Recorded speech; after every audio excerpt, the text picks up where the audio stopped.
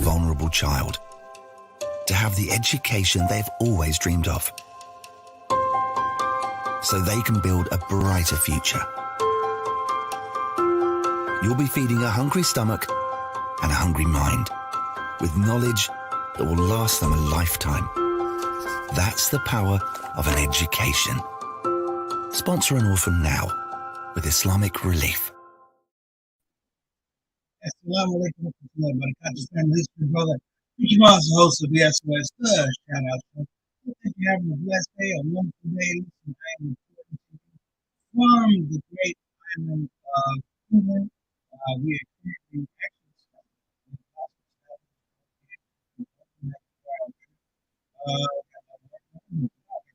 meetings,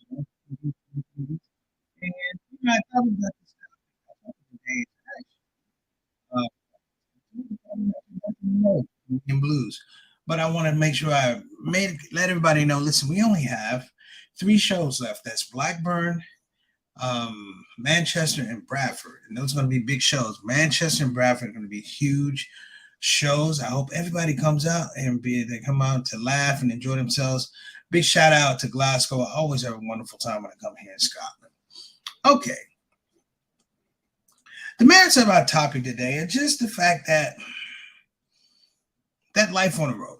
What does that mean for artists? What does it mean when you go out of your house, you leave your family, and you go out essentially to pursue your art, pursue your craft? What is the nature of that relationship, if you will, with yourself, with your family, with your chosen field, your peers? And I thought about that basically off of reflection that I had with the great Dick Gregory, comedian Dick Gregory, comedian, activist Dick Gregory, nutritionist Dick Gregory, entrepreneur Dick Gregory, ultimate comedy teacher Dick Gregory. I just was blessed to MC his 80th birthday party at a place called the Riot Act in Washington, D.C. Shout out to John X and Sister Dawn.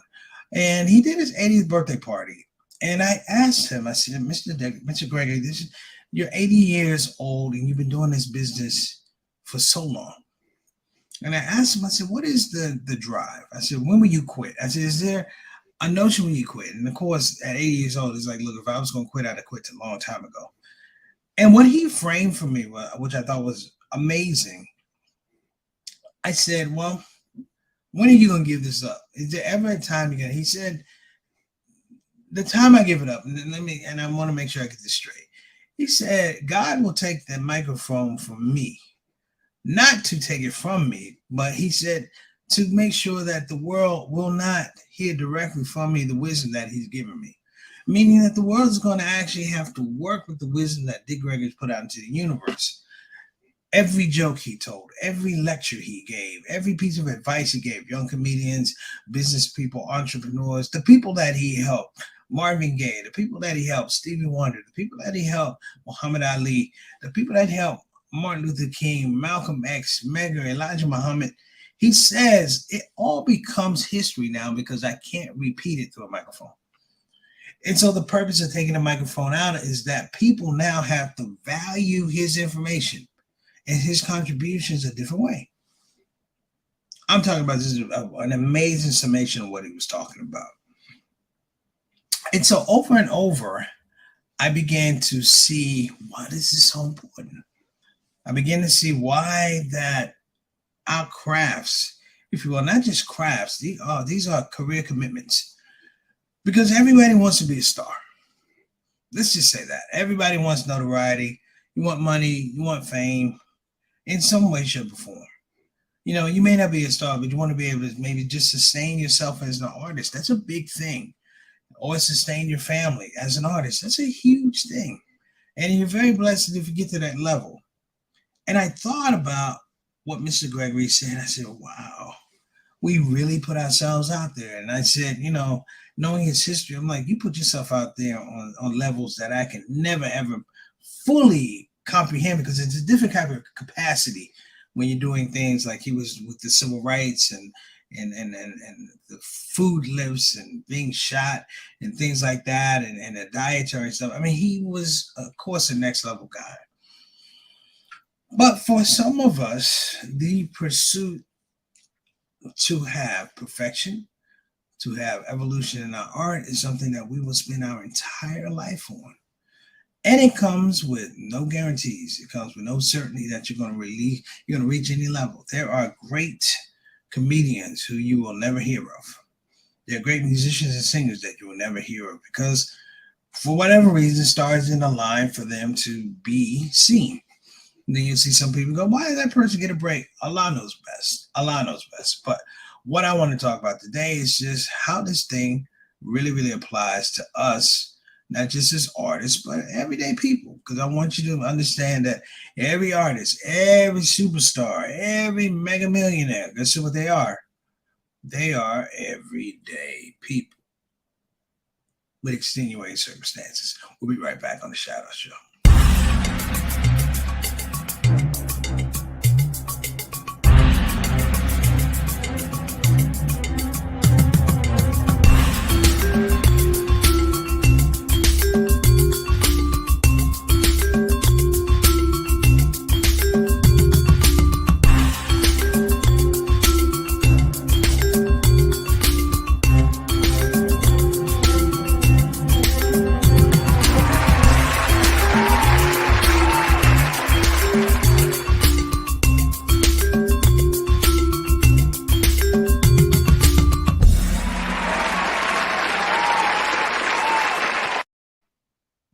Family, we're back. Man, I want to make sure I give a shout out to our ShOUT Show families. There's been a lot of love here. Actually, in the UK, people watch the ShOUT Show. Of course, we know Sister Rabina, Sister Fruit, Sister Jasmine Fruit, but also a young man who's my age, Brother Bilal, came up to me and said, man, he said, you remember me? And we were talking. He said, I came on the ShOUT Show. I was like, oh my gosh, Bilal with an E. Bilal, and it was just funny to just sit back and him talking about it, so we're reaching some people. But I want to make sure I give a shout out to my ShOUT Show family, the regulars, the ride or dies. Want to give a shout out, of course, to Sister Ree. Peace and blessings to your family. Assalamu alaikum wa rahmatullahi wa barakatuh to you, Derek and Brother Jawad. Also want to give a shout out to our executive producer. Without this person, doesn't happen. Sister Satana Whitfield. Assalamu alaikum wa rahmatullahi wa barakatuh. Also, shout out to JT, better known as Johnny L. Thomas. Assalamu alaikum wa rahmatullahi wa barakatuh to you and your family. Want to make sure that we reach out. We want to get Brother Bilal, Salahuddin, and his queen, Sister Sonia. Assalamu alaikum wa rahmatullahi wa barakatuh. I don't know if he's still on your cruise, but if you are, stay there. Don't come back to the United States for at least 2-3 years. Also want to give a shout out to my main man, Altaf Rashid, better known as Mr. 6 o'clock, straight up, straight down. Our Canadian envoy to the show, always here in good spirits and inspiring. I also want to give a shout out to our other Canadian partner in crime, be Mr. Adam Khan, who's of course a longtime friend of mine. Shout out to you. I gave him your position, your old position, also, so I let him be Canadian ambassador. You're envoy, he's an ambassador. Envoy pays more. Don't worry about it. Also want to give a shout out. How can we forget, brother? Mark Kennedy, Brother Jelani called me. We had a great conversation. Also want to give a shout out to my main man Eric Carter. How you doing, beloved? Brother Eric Carter checking in the show. Shout out to Sister Aika all the way from Indonesia, and of course want to give a shout out to Sister Keena Mujahid from Atlanta. And we'll give a shout out, of course, how could I fit? And I won't forget, shout out to Mary Moss, better known as Mama Son. Hope you're doing well. Had a great conversation with her earlier. Eyes are feeling better, everybody. So just keep her in your duas. So this life from the road. This segment is not organized like I normally organize it because usually there's a beginning, a middle, and an end. But with comedy and entertainment, there's a beginning, and then there's a middle, and then there's a beginning, and there's a middle, then there's a beginning, there's a middle, there's an end. It might take you back to the beginning. There's a saying that says it ain't over till it's over. In entertainment, that is a very acute saying because a lot of times we don't necessarily know when our number's up. We don't know when they get, we're like Don Quixote with on the horse and trying to lance the windmill. We don't know. And that's the mystery of it. That's the challenge of it. That you quit too soon, you didn't work hard enough. It had all kinds of uncertainties. So even now, while I'm on the road, Brother Azim, one of the comedians, Brother Azim Muhammad, was on the tour. We've had Jeff Mirza, we had Prince Abdi, we had Sister Fatia, Brother Abdullah Zal. We had a lot of people, Brother Mutsin, Turkish brother, very funny. We've had a lot of people out there, Yakub, that have come on the show, and it's interesting because at this age, you start looking and you go, well, there's a 27-year-old Somali sister, and in giving her advice is funny because I'm like, man, I wish I had somebody who gave me that advice when I was starting out. For me, life on the road it has a parallel because I'm an only child. So life on the road was really life by yourself. Once you get past 17, or once you get 17, 18, you realize that there's no more siblings coming, whatever siblings you had, that would be in the formative years. So when you're 17, 18 years old, you have a working ecosystem of how you survive, how things work, how you relate to your parents, how you relate to your friends, in-laws, family. And I'm not saying it's 100% perfect. It is not. This is a thing about surviving. It's so important that I implicate to people that, you know what, the precious nature, if you will, the precious nature of having some things normal is something that you should never overlook. That space of normalcy is something you should never overlook. I mean, I like performing. There's of course, there's gratitude. It's self-gratifying, if you will, to get up and make people laugh. But the thing is, for me, because I am like I am, I'm like, when I'm finished, I'm ready to go. You don't have to tell me how much you like the show. I'm not really sticking around. That was more for me. And as I began refreshing or rehashing or revisiting so many of the shows I had, I mean, the first time I came to the UK, per se, 2004, and I didn't want to come. And the reason I didn't want to come is I had never been here. I had to get a passport. I had to get expedited. This is 2004. Forget all the social media. Forget apps and things like that. When I came here, they still had different colored buttons on top of the toilets. What's it? Red if you pee. Red was for urine, and no, blue was for urine, and red was for if you boo boo. They're two different things. Two different. I was like, why you have two different buttons? Of course, in the States we just and that's it. But here in the UK, it was a totally different thing. I'm like, it has so much to do with the fact that they have to conserve water. There is a philosophy about conservatorship of water, and I didn't know that, of course. Taking showers and things like that was always a challenge.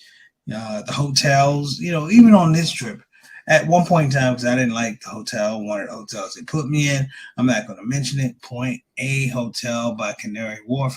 I did not like that room. It was so small that to iron my clothes, I had to put my luggage on the hallway. That's how small the room was. And it was funny because, you get a little spoiled because I'm like, hey, man, I'm working at a certain career in my life, a little place in my career. If I want to get a hotel I want, I could book it. And of course I did. I booked it. It was nice too. It was in Derby. It was a golf resort. It was a castle. We'll get to that maybe tomorrow. But the point is that I could rehash in my career with points in times that wasn't a reality. That you had to roll with the chips that were given you. And sometimes it was given earnestly. This is what could be afforded. And other times the promoters were trying to be cheap and save money. And they didn't really care about the comedians once they got you on the road. I'm not making any comments, but these are the realities. But I think the thing that really struck my heart while I was on here is that, at my age, how long are you going to do it? The same conversation I had with Mr. Gregory. How long are you going to do it? See, when I came in 2004, I came here on a mission under the auspices of Imam Muhammad, and really the auspices of course, Honorable Mr. Farrakhan, Honorable